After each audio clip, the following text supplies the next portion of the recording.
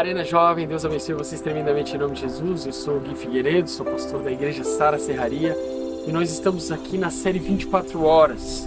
E eu fiquei com a palavra extraordinária das 24 horas com propósito ou sem propósito.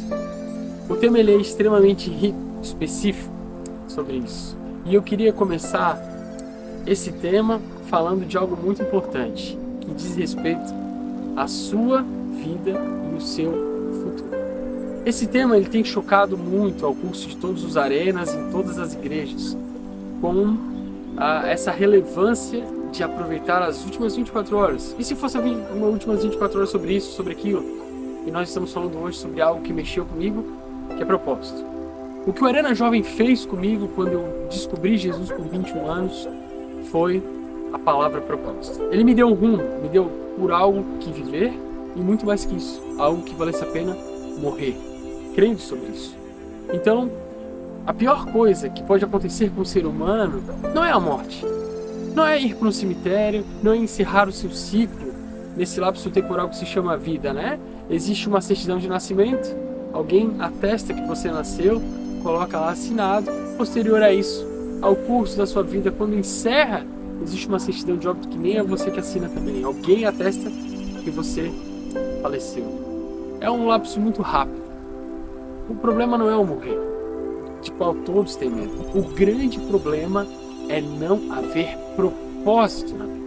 Esse é o grande problema para todos os jovens, para todo adulto, seja para quem for. Esse lapso temporal ele é muito rápido. A vida ela tem um curso muito rápido. E a determinação nossa quando nós achamos Jesus é achar um norte, uma bússola, que é Jesus, que é o nosso Deus. Para onde nós iremos? Qual é o nosso caminho? Qual é o nosso rumo? Ele é a nossa bússola, como ele foi para Abraão. Ele deu um destino, ele deu uma rota. Ele tirou ele de si mesmo, de Ur dos Caldeus, de uma cidade que estava sendo sitiada, estava debaixo da direção de Nimrod, que é da descendência de Noé, aonde escravizavam crianças, eram dadas crianças por sacrifício, existia adoração ao Deus Sol, muita promiscuidade. Então Deus tira Abraão e dá um curso para ele, dá um destino, dá um propósito. Assim como aconteceu com Abraão, isso acontece conosco.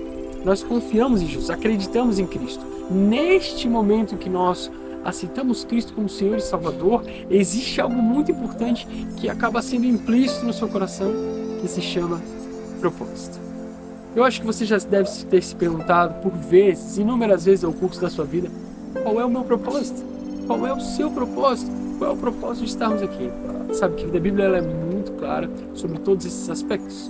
Ela traz, e eu quero começar com ele, um texto base riquíssimo, que você conhece, tenho certeza, com muita exclusividade, que é o texto que está em João 3,16, que diz, que Deus amou o mundo de tal maneira que entregou o seu Filho unigênito para que todo nele crê, não pereça, mas tem o quê? A vida eterna.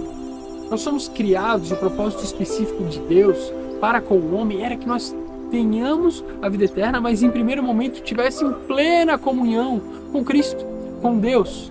Esse é o motivo da criação do homem no Éden, aonde lá se perdeu o Éden, lugar de deleite, existia uma esfera, como se fosse uma bolha espiritual naquele lugar, porque havia presença, existia propósito de Deus para com o homem. Quando nós desvinculamos isso pelo pecado, andamos por aí, sem rumo qualquer. Qualquer coisa basta, qualquer coisa serve, qualquer pessoa já é o suficiente. Mas quando encontramos a Cristo, esse elo é reatado através da cruz. E como diz as Escrituras, por causa, em Romanos, isso inclusive, por causa da desobediência de um, o mundo pagou. Houve a queda e tudo que a gente já conhece. Mas pela obediência de um, injustiça. E essa justiça foi paga pelo sangue de Jesus no Calvário. E então nos trouxe de novo ao Pai. E se nos reconecta ao Pai, nós temos propósito. A sua vida, ela tem propósito. Se hoje fossem as suas últimas 24 horas, o que você faria? Você sabe? Talvez você não saiba, mas eu vou te responder. E essa não é a primeira vez que eu já me respondo. Sabe, querido? Alguns pensariam que se tivessem 24 horas, iriam pular de paraquedas, o que eu acho uma tolice, porque eu morro de medo, mesmo se fosse morrer, Mas ainda assim não é uma grande a coisa que me fascina. Pensariam em tantas coisas que não fizeram ao curso da vida por medo, por insegurança, mas eu quero te dizer o que eu faria se fossem as minhas últimas 24 horas. Você deve estar curioso para saber, se não está, eu vou falar igual. Sabe, querido, eu faria as mesmas coisas que eu faço todos os dias. A minha vida, ela mudou e eu entendi isso quando Jesus entrou. E eu entendi que se eu não priorizar aquilo que é eterno, eu estou gastando as minhas 24 horas de cada dia para viver aquilo que é inútil, que não muda nada. Pastor, você tem 24 horas hoje. Eu continuaria mandando a mensagem no grupo da igreja, continuaria conversando com os meus discípulos, continuaria orando, cuidaria da minha família, cuidaria do meu filho, cuidaria da minha pequena que está vindo. Eu continuaria focado em cuidar da minha família, da Gabi, de todo mundo, porque o meu propósito faz parte da Bíblia. Eu cuidaria dos meus discípulos, eu estaria pregando Jesus. Sabe por quê? Porque isso que eu faço é eterno, é propósito. É muito mais que o trivial e vil que acontece nesse mundo terreno. Então, quando eu tenho uma perspectiva daquilo que é propósito, eu não vivo por ventos de modismo. O modismo já não me atrai. Eu não sou levado por uma rede social ou outra, ou qualquer modismo que acontece, ou meme, ou qualquer coisa. Não, eu sou levado exclusivamente por aquilo que me norteia. Não para aquilo que é terreno, mas para aquilo que é eterno. E Paulo deixa isso de uma forma claríssima sobre isso. Ele diz, cara, corre para o alvo, corre, não gastando socos no ar, né? Não desferindo, como diz uma das traduções. Eu não perco tempo com aquilo que é tolo. Eu tenho um alvo, meu alvo é Cristo, é para Ele que eu corro. Isso aqui tudo vai passar assim. E vai chegar essas 24 horas para mim e para você. Você não pode, em hipótese alguma, é esquecer de onde Deus te tirou e não lembrar exatamente para onde você vai.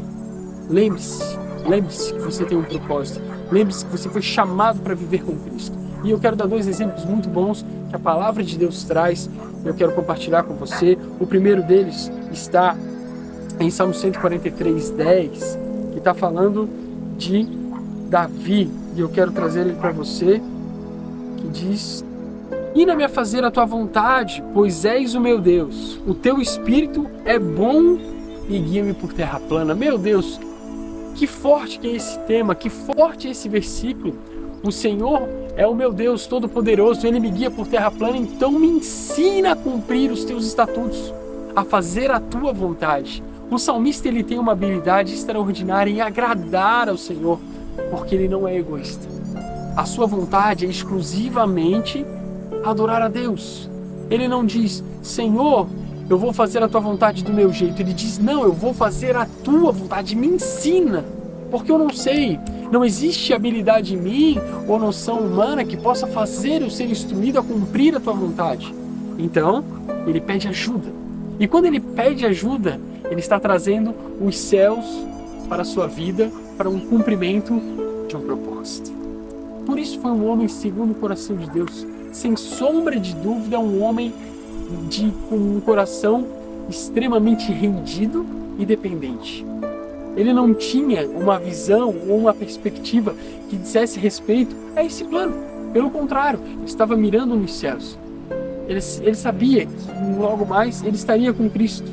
Então, usufruindo dessa informação, ele diz, Senhor, me ensina a cumprir a tua vontade. E um outro exemplo clássico que não podia deixar de citar, que é o nosso mestre amado Jesus, que ele diz, Senhor, e na pior situação da vida dele, que eu acredito que foi antes da cruz, eu sempre falo sobre isso, a tormenta, o peso que estava sobre Jesus antes da cruz, e ele chega em uma das orações, enquanto os discípulos dormem, e ele diz, Senhor, afasta de mim esse cálice, mas, se for da tua vontade, cumpre. Eu estou parafraseando o versículo, você vai achar em inúmeras traduções, mas ele diz, em algumas traduções, mas que seja feita a tua vontade.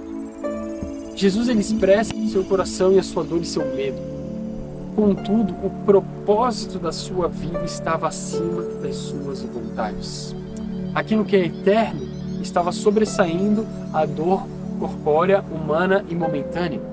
Cristo, ele é crucificado ali e ele experimenta algo que nunca deveria experimentar. O próprio Deus, humilhado na natureza caída, assume uma forma a qual não deveria, é injusta, e assume chagas e dores que eu e você não passamos, mas pelos nossos pecados.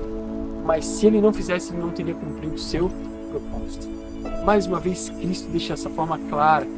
Cumprir o propósito. Cumprir o propósito faz parte da vida de cada um, da minha e da sua. Davi diz, me ensina a tua vontade.